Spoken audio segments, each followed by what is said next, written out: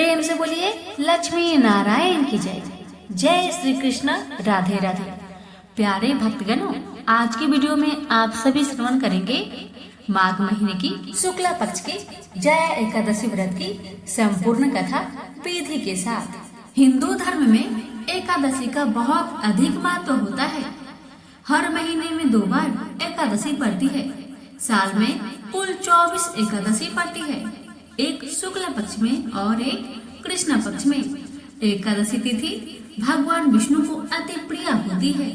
इस दिन विधि विधान से भगवान विष्णु की पूजा अर्चना की जाती है। माघ माह में पड़ने वाली एकादशी को जया एकादशी के नाम से जाना जाता है। धार्मिक मान्यताओं के अनुसार एकादशी के दिन भगवान विष्णु की पूजा अर्चना करने से भगवान विष्णु की विशेष कृपा प्राप्त होती है। पावन दिन व्रत रखने से सभी तरह के पापों से मुक्ति मिल जाती है। इस व्रत को करने से व्यक्ति की सभी मनोकामनाएं पूरी हो जाती है।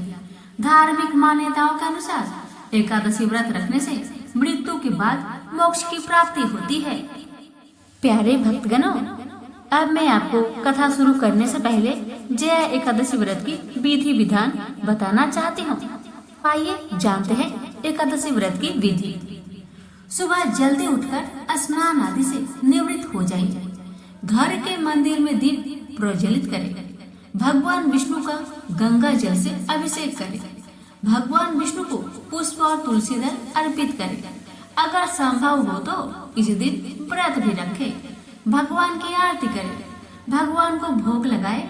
इस बात का विशेष ध्यान रखें कि भगवान को सिर्फ स्वास्तिक चीजें का भोग लगाया जाता है। भगवान विष्णु के भोग में तुलसी को जरूर शामिल करें। ऐसा माना जाता है कि बिना तुलसी के भगवान विष्णु भोग ग्रहण नहीं करते हैं। इस पावन दिन भगवान विष्णु के साथ ही माता लक्ष्मी की भी पूजा करें। इस दिन भगवान का अधिक से अधिक ध्यान करें। अब आइए प्यारे भक्तगणों, अब जानते हैं एकादशी व्रत की पूजन सामग्री के बारे में और उसके बाद श्रवण करेंगे एकादशी की बड़ी ही दुर्लभ सभी मनोकामनाओं को पूर्ण करने वाली जया एकादशी की पावन कथा। पूजन सामग्री: श्री विष्णु जी का चित्र अथवा मूर्ति, पुष्प, नारियल, सुपारी, फल, लौंग, धूप, दीप, घी, पंचामृत, अक्षत। अक्षत का मतलब होता है चावल। ध्यान रखिएगा चावल का कोई भी दाना टूटा ना हो।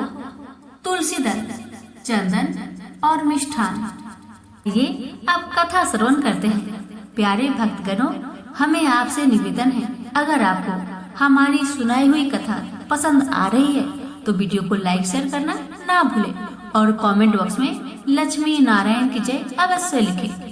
एकादशी के भगवान, मैं आपकी व्रत कथा को आपकी भक्तों को सुना रही हूँ। आप मुझ पर सदा अपनी कृपा बनाए रखिएगा और अपनी सभी भक्तों की मनोकामना को पूर्ण कीजिएगा। प्रेम से बोलिए लक्ष्मी नारायण की जय। जया एकादशी व्रत कथा। एक बार अर्जुन ने भगवान श्री कृष्ण से प्रश्न करते हैं, हे भगवान, आप कृपा कर आप मुझे माघ महीने की शुक्ला पक्ष की एकादशी का क्या महत्व है विस्तार पूर्वक बताएं। माघ शुक्ला पक्ष की एकादशी में किस देवता का पूजन करनी चाहिए तथा इस एकादशी व्रत की कथा क्या है, उसके करने से किस फल की प्राप्ति होती है, शीघ्र ही बताएं। कृष्ण भगवान बोले, हे राजा, माघ मास की शुक्ला पक्ष की एकादशी का नाम जया एकादशी है। इस एकादशी के व्रत से मनुष्य भूत, प्रेत, पिशाच आदि की योनि से छूट जाता है। अतः इस एकादशी व्रत को विधि पूर्वक करना चाहिए। हे राजन, मैं एक पौराणिक कथा कहता हूँ, उसे ध्यान पूर्वक सुनिए। एक समय इंद्र स्वर्ग लोक में राज्य करता था। वहाँ अमृत का पान कर नंद वन में अप्सराओं के साथ आनंद पूर्वक क्रीड़ा करता था। एक समय इंद्र अपनी इच्छा अनुसार अप्सराओं के साथ रमन कर रहा था। उन्हें नाचने लगा। जगह गंधर्व गान कर रहे थे। वहाँ गंधर्वों में प्रसिद्ध पुष्पदंत तथा उसकी लड़की चित्रसेन की स्त्री मलिन, ये सब थे। उस जगह मलिन का लड़का पुष्पबान और उसका लड़का मल्यवान था। उस समय पुष्पवती नामक एक गंधर्व लड़की मल्यवान को देखकर उस पर मोहित हो गई और कामबाण से चलायमान होने लगी। उसने अपने रूप, सौंदर्य, हाव भाव आदि के द्वारा मल्यवान को बस में कर लिया।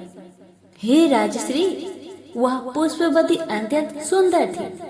उसके लक्षण अत्यंत सुंदर थे। पुष्पवती की ऐसी सुंदरता को देखकर मल्यवान भी उसके ऊपर मोहित हो गया। अतः ये दोनों कामदेव के बस में हो गए। परंतु फिर भी इंद्र के बुलाने पर नाच गाने के लिए जाना पड़ा और अप्सराओं के साथ अपना गान शुरू किया। यद्यपि वह नाच गा रही थी, परंतु कामदेव के प्रभाव से उनका मन न लगा और अशुद्ध गाने लगी। उनकी भाव भृंगियों को देखकर इंद्र ने इनके प्रेम को समझ लिया और श्राप दे दिया कि हे मेरी आज्ञा का उल्लंघन करने वाले मूर्खों, तुमने मेरा अपमान किया है, इसलिए तुम स्त्री पुरुष के रूप में मृत्यु लोक में जाकर पिशाच का रूप धारण करो और अपना कर्म फल भोगो।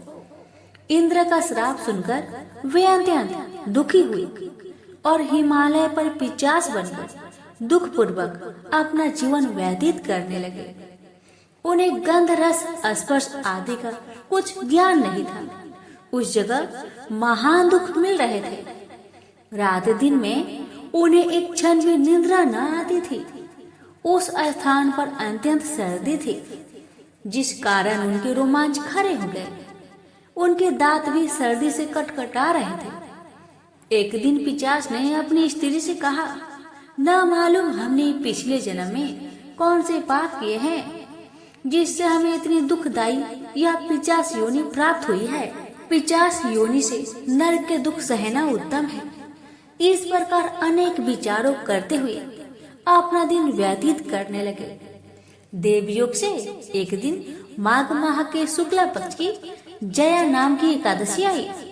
उस दिन इन दोनों ने कुछ भी भोजन नहीं किया और न कोई पाप कर्म ही किया। उस दिन केवल फल फूल खाकर दिन व्यतीत किया और महान दुख के साथ पीपल के वृक्ष के नीचे बैठ गए। उस समय सूर्य नारायण अस्ताचल को जा रहे थे। वह रात्रि इन दोनों ने एक दूसरे से सटकर बड़ी कठिनता से काटी। दूसरे दिन प्रातः काल होते ही भगवान के प्रभाव से इनकी देह छूट गई और अत्यंत सुंदर अप्सरा को गंधर्व की देह धारण करके तथा सुंदर वस्त्र तथा आभूषण से अलंकृत होकर स्वर्ग लोक को चले गए। उस समय आकाश में देवगण तथा गंधर्व उनकी स्तुति करने लगे। नागलोक में जाकर इन दोनों ने देवराज इंद्र को प्रणाम किया। इंद्र को भी इनका अपने प्रथम रूप में देखकर बड़ा आश्चर्य हुआ और इनसे पूछने लगे कि तुमने अपनी पिशाच देह से किस प्रकार छुटकारा पाया, सो सब मुझसे कहो। इस पर मल्यवान बोले कि हे देवेंद्र, भगवान विष्णु के प्रभाव तथा जया एकादशी के व्रत के पुण्य से हमारी पिशाच योनि छूटी है। इंद्र बोले, हे मल्यवान, एकादशी व्रत करने से तथा विष्णु के प्रभाव से तुम लोग पिशाच के देह छोड़कर पवित्र हो गए हो और हम लोगों के भी वंदनीय हो गए हो, क्योंकि शिव तथा विष्णु भक्त हम लोगों के वंदना करने योग्य है। अतः आपको धन्य है, धन्य है। अब तुम पुष्पवती के साथ जाकर विहार करो। हे युधिष्ठिर, इस जया एकादशी के व्रत करने से समस्त कुयोनि नष्ट हो जाती है। जिस मनुष्य ने इस एकादशी का व्रत किया है उसने मानो सब तप, यज्ञ, दान आदि किए हैं। जो मनुष्य भक्ति पूर्वक जया एकादशी का व्रत करते हैं वे अवश्य ही सहस्त्र वर्ष तक स्वर्ग में निवास करते हैं। ये मिलकर बोलिए, श्री हरि लक्ष्मी नारायण की जय। प्राचीन समय की बात है।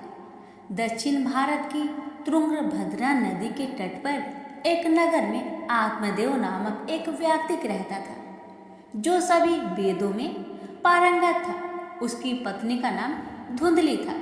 धुंधली बहुत ही सुंदर लेकिन स्वभाव से झगड़ालू थी। घर में सब प्रकार का सुख था, लेकिन वह व्यक्ति अपनी पत्नी से तो दुखी था ही, साथ ही उसके कोई संतान का सुख भी नहीं था। वह चिंता में रहता था कि यदि उम्र ढल गई तो फिर संतान का सुख देखने को नहीं मिलेगा। यह सोचकर उसने बड़े दुखी मन से अपने प्राण त्यागने के लिए वन को चला गया। वन में एक तालाब में वह कूदने ही वाला था कि तभी एक सन्यासी ने उसे देखकर उससे पूछा, कहो ब्रीपवन, तुम्हें ऐसी कौन सी भारी चिंता है जिसके कारण तुम प्राण त्याग रहे हो? आत्मदेव ने कहा, ऋषिवर, मैं संतान के लिए इतना दुखी हो गया हूँ कि मुझे अब अपना जीवन निष्फल लगता है। संतानहीन जीवन को धिक्कार है और मैंने जिस गाय को पाल रखा है वो भी बाज है। यह तो ठीक है, मैं जो पेड़ लगाता हूँ उस पर भी फल फूल नहीं लगते। मैं घर में जो फल लाता हूँ वह भी बहुत जल्दी सड़ जाता है। इन सब बातों से मैं बहुत दुखी हो चुका हूँ। ऐसा कहकर वह व्यक्ति जोर जोर से रोने लगा। वह संत उसकी बात सुनकर उसके ललाट की रेखाएं को देखता है। रेखाओं को देखकर वह कहता है, ब्रीपवन, कर्म की गति बड़ी प्रबल है, वासना को छोड़ दो। सुनो, मैंने तुम्हारे भाग्य देख लिया है। इस जन्म में तो क्या अगले 7 जन्मों तक तुम्हारे कोई संतान भी किसी प्रकार से नहीं हो सकता। तब ब्राह्मण कहता है, फिर मुझे प्राण त्यागने दीजिए या आप किसी भी यत्न से मुझे पुत्र प्राप्त का मार्ग बताएं। जब वह संत देखता है कि यह व्यक्ति किसी भी प्रकार से समझाने पर भी प्राण त्यागने को आमदा है, तो वह अपनी झोली में से एक फल निकालकर कहता है कि अच्छा ठीक है, तुम यह फल लो और इसे अपनी पत्नी को खिला देना, उससे उसके एक पुत्र होगा। आत्मदेव वह फल लाकर अपनी पत्नी को दे देता है, लेकिन उसकी पत्नी वह मन ही मन में सोचती है कि यदि मैंने ये फल खा लिया और मेरा गर्भ रह गया तो मुझसे खाया नहीं जाएगा और मैं मर भी सकती हूँ। यह सोचकर वह तय करती है कि मैं ये फल नहीं खाऊंगी। इसलिए वह आत्मदेव से कई तरह के तर्क और कुतर्क करती है। आत्मदेव के कहने पर वह फल तो रख लेती है लेकिन खाती नहीं है। एक दिन उसकी बहन उसके घर आती है, जिसे वह सारा किस्सा सुनाती है। बहन उससे कहती है कि मेरे पेट में बच्चा है, प्रसव होने पर वह बालक मैं तुम्हें दे दूंगी, तब तक तुम गर्भवती के समान घर में रहो। मैं कह दूंगी मेरा बच्चा मर गया और तू ये फल गाय को खिला देना। आत्मदेव की पत्नी ने अपनी बहन की बात मान ली और वैसा ही किया। उस फल को गाय को खिला दिया। समय व्यतीत होने पर उसकी बहन का बच्चा लाकर धुंधली को दे दिया गया। पुत्र हुआ है, यह सुनकर आत्मदेव को बड़ा आनंद हुआ। धुंधली ने अपने बच्चे का नाम धुंधकारी रखा। इसके 3 माह व्यतीत होने के बाद एक दिन आत्मदेव सुबह गाय को चारा डालने गया। उसने देखा कि गाय के पास एक बच्चा है जो कि मनुष्य आकार में है, लेकिन बस उसके कान ही गाय के समान थे। उसे देखकर वह आश्चर्य में पड़ जाता है, हालांकि उसे बड़ा आनंद भी होता है। वह उस बच्चे को उठाकर घर में ले जाता है। उसका नाम वह गोकर्ण रखता है। अब उसके 2 बालक हो जाते हैं, एक धुंधकारी और दूसरा गोकर्ण। गोकर्ण बड़ा होकर विद्वान, पंडित और ज्ञानी निकला, जबकि धुंधकारी दुर्नसेरी और क्रोधी, चोर, व्यभिचारी, अस्त्र शस्त्र धारण करने वाला, माता पिता को सताने वाला निकला। वह माता पिता की सारी संपत्ति नष्ट कर देता था। एक दिन वह पिता को मार मार कर घर से बाहर निकाल दिया। पिता रोने लगा और कहता है कि मेरी पत्नी का बाझ रहना ही अच्छा था। तभी वहाँ गोकर्ण आ जाता है। वह पिताजी को वैराग्य का उपदेश देता है और कहता है, आप सभी को छोड़कर प्रभु के शरण में वन में चले जाएं और भगवत भजन करें। भगवत भजन ही सबसे बड़ा धर्म है। गौ से उत्पन्न पुत्र गोकर्ण की बात मानकर आत्मदेव वन में चले जाते हैं। बाद में उसकी पत्नी धुंधली को धुंधकारी सताने लगता है। तो वह कुएं में कूदकर आत्महत्या कर लेती है। अब धुंधकारी 5 वेश्याओं के साथ रहने लगा। वेश्याएं उसे अपने तरीके से संचालित करती थी। धुंधकारी उन वेश्याओं के लिए ही धन जुटाने में लगता है। वह उनके लिए डाका डालता और चोरी करता है।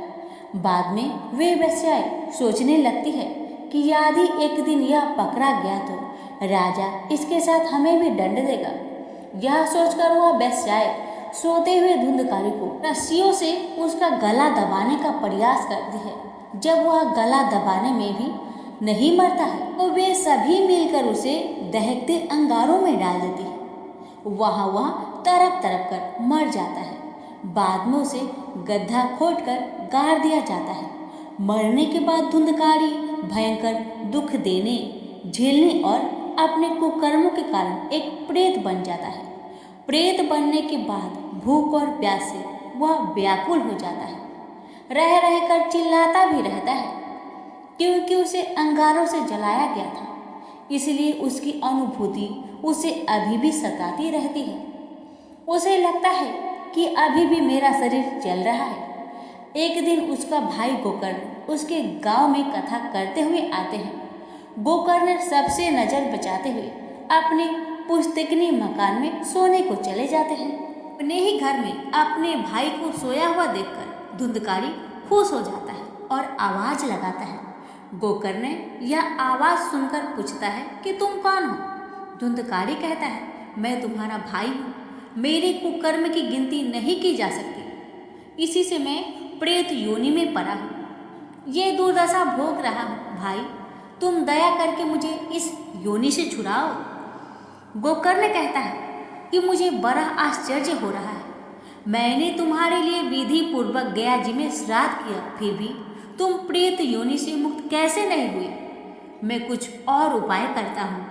कई उपाय करने के बाद भी जब कुछ नहीं होता है तो अंत में वह सूर्यदेव से पूछते हैं। तो सूर्यदेव कहते हैं कि केवल श्रीमद् भागवत कथा सुनने से ही मुक्ति हो सकती है, इसलिए तुम सप्ताह पारायण करो।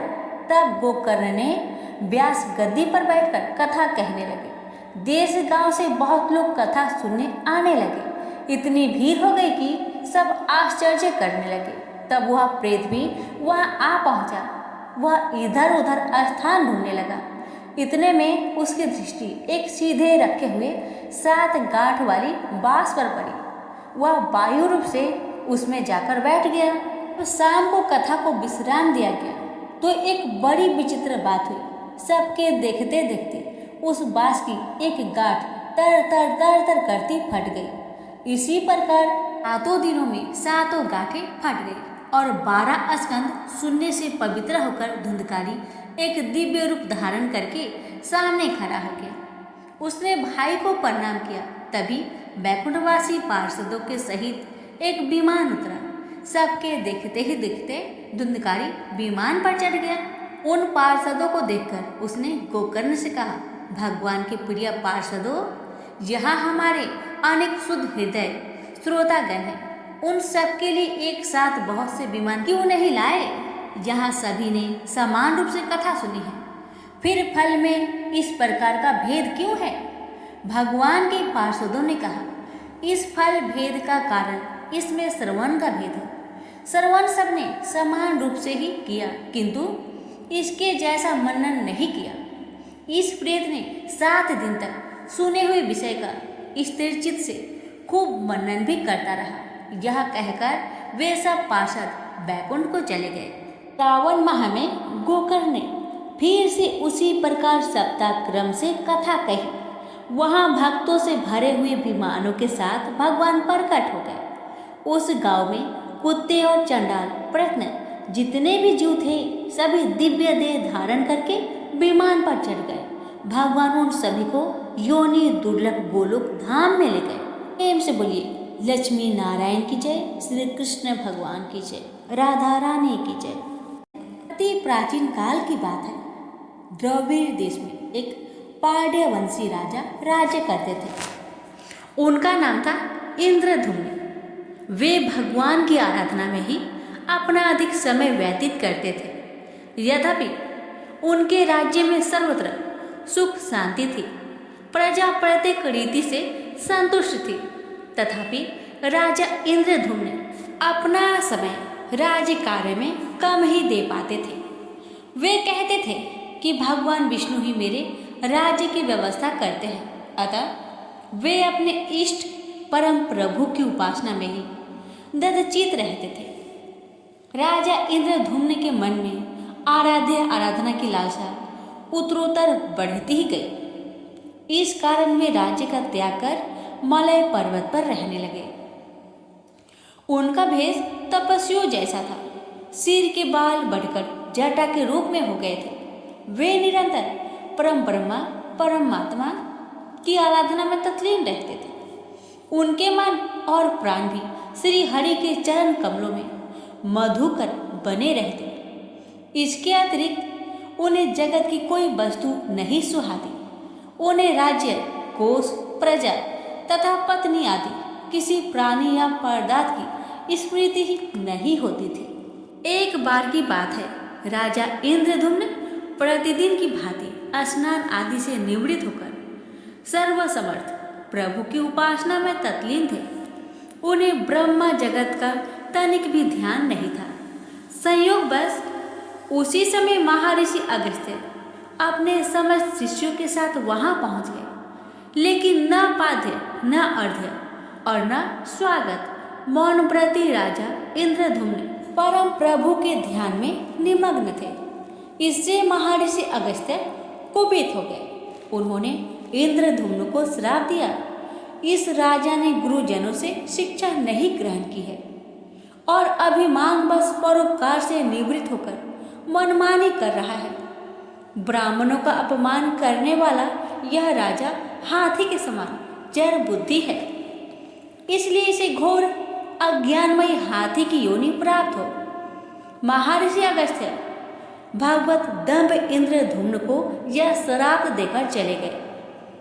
राजा इंद्रधुम्न ने इसे श्री भगवान का मंगलमय विधान समझकर प्रभु के चरणों में सिर रख दिया।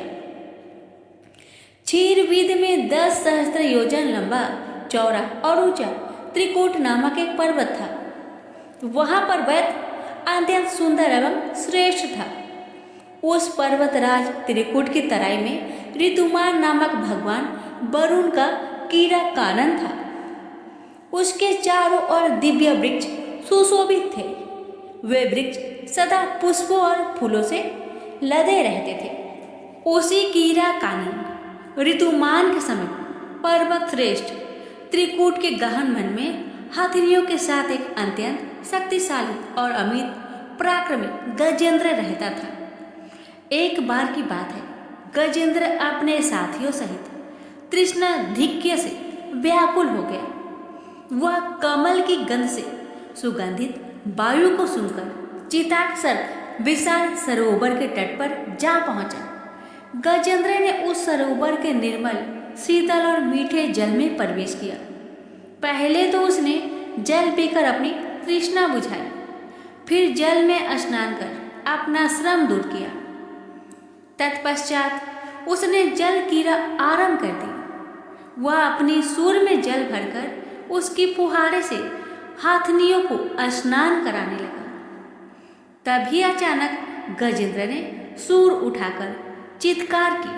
पता नहीं किधर से एक मगर ने आकर उसका पैर पकड़ लिया था। गजेंद्र ने अपना पैर छुड़ाने के लिए पूरी शक्ति लगाई, परंतु उसका बस नहीं चला। पैर नहीं छूटा। अपने स्वामी गजेंद्र को ग्रहग्रस्त देखकर हथनियां, कला और अन्य गज अत्यंत व्याकुल हो गए। वे सूर उठाकर चिघाड़ने और गजेंद्र को बचाने के लिए सरोवर के भीतर बाहर दौड़ने लगे। उन्होंने पूरी चेष्टा की, लेकिन सफल नहीं हुए। वस्तुतः महर्षि अगस्त्य के श्राप से राजा इंद्रधुम्न ही गजेंद्र हो गए थे और गंधर्व श्रेष्ठ हुहु महर्षि देवल के श्राप से ग्राह हो गए थे। वे भी अत्यंत पराक्रमी थे। संघर्ष चलता रहा। गजेंद्र स्वयं को बाहर खींचता और ग्राह गजेंद्र को भीतर खींच ले जाता। सरोवर का निर्मल जल गंदला हो गया था। कमल दल छत बिछत हो गए। जल जंतु व्याकुल हो उठे। गजेंद्र और ग्राह का संघर्ष 1 सहस्त्र वर्ष तक चलता रहा। दोनों जीवित रहे। यह दृश्य देखकर देवगन चकित हो गए। अंततः गजेंद्र का शरीर शिथिल हो गया। उसके शरीर में शक्ति और मन में उत्साह नहीं रहा, परंतु जलचर होने के कारण ग्राहक की शक्ति में कोई कमी नहीं आई। उसकी शक्ति बढ़ गई। वह नवीन उत्साह से अधिक शक्ति लगाकर गजेंद्र को खींचने लगा। असमर्थ गजेंद्र के प्राण संकट में पड़ गए। उसकी शक्ति और पराक्रम का अहंकार चूर चूर हो गया। वह पूर्णतया निराश हो गया, किंतु पूर्व जन्म के निरंतर भागवत आराधना के फलस्वरूप उसे भागवत स्मृति हो आई। उसने निश्चय किया कि मैं कराल काल के भय से चराचर प्राणियों के शरण सर्वसमर्थ प्रभु की शरण ग्रहण करता हूँ। इस निश्चय के साथ गजेंद्र मन को एकाग्र कर पूर्व जन्म में सीखे श्रेष्ठ स्रोत द्वारा परम प्रभु की स्तुति करने लगा। गजेंद्र की स्तुति सुनकर सर्वात्मा सर्वदेव रूप भगवान विष्णु प्रकट हो गए। गजेंद्र को पीड़ित देखकर भगवान विष्णु गरुड़ पर आरूढ़ होकर अत्यंत शीघ्रता से उक्त सरोवर के तट पर पहुंचे। जब जीवन से निराशा तथा पीड़ा से छटपटाते गजेंद्र ने हाथ में चक्र लिए गरुड़ारूढ़ भगवान विष्णु को तीव्रता से अपनी ओर आते देखा। उसने कमल का एक सुंदर पुष्प अपनी सूर में लेकर ऊपर उठाया और बड़े कष्ट से उसने कहा, नारायण जगत गुरु भगवान, आपको नमस्कार है। गजेंद्र को अत्यंत पीड़ित देखकर भगवान विष्णु गरुड़ की पीठ से कूद पड़े और गजेंद्र के साथ ग्राह को भी सरोवर से बाहर खींच लाए और तुरंत अपने तीक्ष्ण चक्र से ग्राह का मुख फाड़कर गजेंद्र को मुक्त कर दिया। ब्रह्मा आदि देवगण श्री हरि की प्रशंसा करते हुए उनके ऊपर स्वर्ग सुमनों की वृष्टि करने लगे। सिद्ध और ऋषि महर्षि परम ब्रह्मा भगवान विष्णु का गुणगान करने लगे। ग्राह दिव्य शरीरधारी हो गया। उसने विष्णु के चरणों में सिर रखकर प्रणाम किया और भगवान विष्णु के गुणों की प्रशंसा करने लगा। भगवान विष्णु के मंगलमयी वरद हस्त के स्पर्श से पाप मुक्त होकर अभिशप्त हुहु गंधर्व ने प्रभु की परिक्रमा की और उनके त्रिलोक्य बंदित चरण कमलों में प्रणाम कर अपने लोक को चला गया। भगवान विष्णु ने गजेंद्र का उद्धार कर उसे अपना पार्षद बना लिया। गंधर्व सिद्ध और देवगण उनकी लीला का गान करने लगे।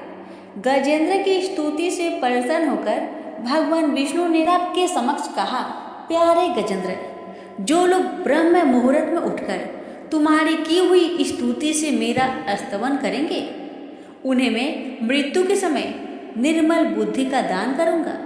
यह कहकर भगवान विष्णु ने पार्षद रूप में गजेंद्र को साथ लिया और गरुड़ारूढ़ होकर अपने दिव्य धाम को चले गए। तो प्रेम से बोलिए लक्ष्मी नारायण की जय। एक समय की बात है कि विष्णु भगवान का विवाह लक्ष्मी जी के साथ निश्चित हो गया। विवाह की तैयारी होने लगी। सभी देवताओं को निमंत्रण भेजे गए, परंतु गणेश जी को निमंत्रण नहीं दिया गया। कारण जो भी रहा हो, अब भगवान विष्णु की बारात जाने का समय आ गया।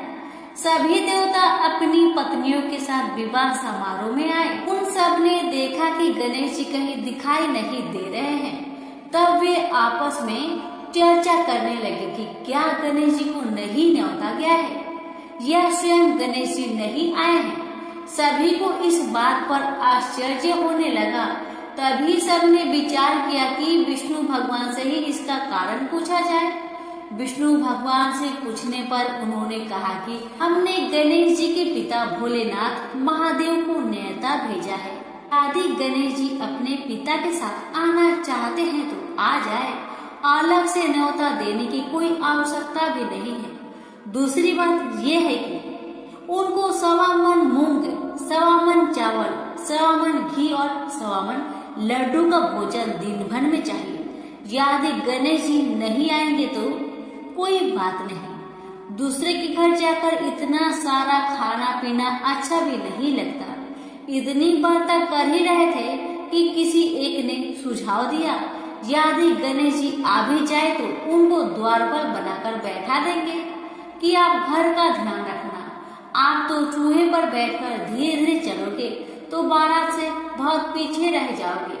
यह सुझाव भी सबको पसंद आ गया तो विष्णु भगवान ने भी अपनी सहमति दे दी। होना क्या था, इतने में ही गणेश जी वहां आ पहुंचे और उन्हें समझा बुझाकर घर की रखवाली करने बैठा दिया गया। बारात चल दी। तब नारद जी ने देखा कि गणेश जी तो दरवाजे पर ही बैठे हुए हैं, तो वे गणेश जी के पास गए और रुकने का कारण पूछा। गणेश जी कहने लगे कि विष्णु भगवान ने मेरा बहुत अपमान किया है। नारद जी ने कहा कि आप अपनी मूषक सेना को आगे भेज दीजिए तो वह रास्ता खोद देगी, जिससे उनके वाहन धरती में धंस जाएगी। तब आपको सम्मान पूर्वक बुलाना ही पड़ेगा। अब तो गणेश जी ने अपनी मूषक सेना जल्दी से आगे भेज दी और सेना ने जमीन पोली कर दी। जब बारात वहां से निकली तो रथों के पहिए धरती में धंस गए। लाख कोशिश करे परंतु पहिए न निकले। सभी ने अपने अपने उपाय किए परंतु पहिए तो नहीं निकले, बल्कि जगह जगह से टूट गए। किसी की समझ में नहीं आ रहा था कि अब क्या किया जाए। तब तो नारद जी ने कहा, आप लोगों ने गणेश जी का अपमान करके अच्छा नहीं किया। यदि उन्हें मनाकर लाया जाए तो आपका कार्य सिद्ध हो सकता है और यह संकट टल सकता है। भगवान शंकर ने अपने दूत नंदी को भेजा और वे गणेश जी को लेकर आए। गणेश जी का आदर सम्मान के साथ पूजन किया। तब कहीं रथ के पहिए निकले। अब रथ के पहिए निकल तो गए परंतु वह टूट फूट गए थे। उन्हें सुधारेगा कौन? पास के खेत में खाती काम कर रहा था, उसे बुलाया गया। खाती अपना कार्य करने से पहले श्री गणेशाय नमः कहकर गणेश जी की वंदना मन ही मन करने लगा। देखते ही देखते खाती ने सभी पहियों को ठीक कर दिया। तब खाती कहने लगा कि देवताओं, आपने सर्वप्रथम गणेश जी को नहीं मनाया होगा और न ही उनका पूजन किया होगा, इसलिए तो आपके साथ यह संकट आया है। हम तो मूर्ख अज्ञानी हैं, फिर भी पहले गणेश जी को पूजते हैं, उनका ध्यान करते हैं। आप लोग तो देवतागण हैं, फिर भी आप गणेश जी को कैसे भूल गए? अब आप लोग भगवान श्री गणेश जी की जय बोलकर जाए तो आपके सब काम बन जाएंगे और कोई संकट भी नहीं आएगा। ऐसा कहते हुए बारात वहां से चल दी और विष्णु भगवान का लक्ष्मी जी के साथ विवाह संपन्न करा के सभी सकुशल घर लौट आए। हे गणेश जी महाराज, आपने विष्णु को जैसे कारज सरियो ऐसा कारज सबका सिद्ध कर जो। बोलो गजानन भगवान की जय।